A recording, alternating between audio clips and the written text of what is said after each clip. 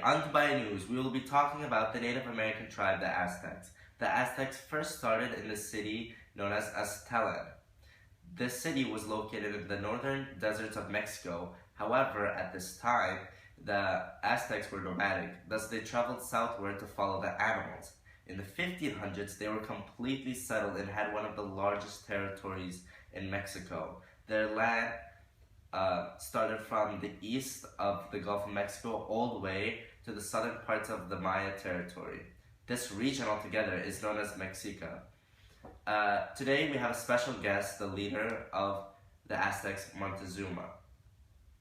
I send it over to my colleague Samar Khwaja for this exclusive interview.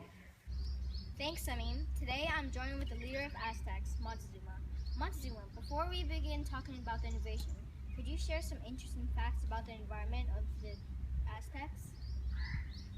Us Aztecs lived in a very rich and complex society. Your social status would determine where you lived, how you lived, the people you talked to, and the job you had.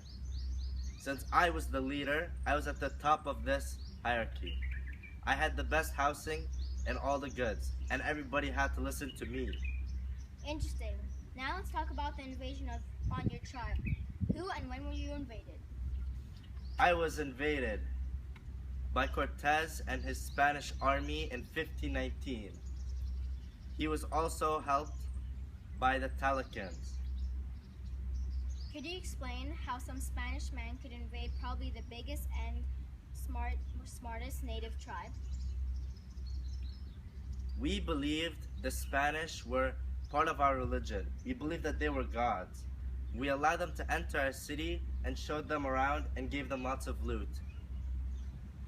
They betrayed us. They used one of my assistants, Donna Maria, to manipulate us. By this, they kept me hostage and attacked our city. We were too slow to react. Thus, they were able to invade us and kill most of us. Were you treating them like gods? Why would they help invade you then? They wanted to invade us because they knew we had a lot of gold and loot and goods. The Spanish were in competition with the Portuguese for wealth. We also were the home of a market where around 50,000 traders would come every day to try to trade.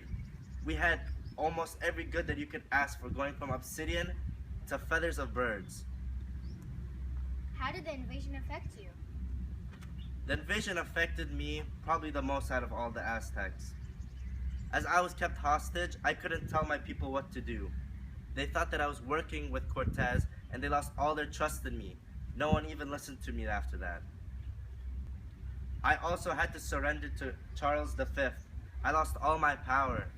I gave them anything and everything they wanted. Where do you see your tribe in 2015? I believe in 2015, there will still be 1.5 million people speaking our native language, Nahoyo.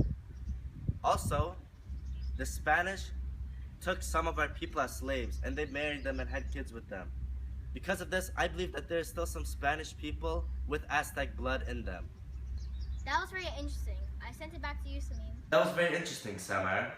Now I have with me Richard, who is an expert in the Aztecs invasion. There were many consequences out of the invasion. One of the biggest was almost all the Aztecs were killed. They weren't actually killed by the Spanish themselves, but they were killed by the disease the Spanish brought, which was smallpox. Another consequence was the leader of the Aztecs, Montezuma, died. Many people say that he died because his people betrayed him and then they ended up killing him. And the other people believe that Cortez killed him when he kept them hostage.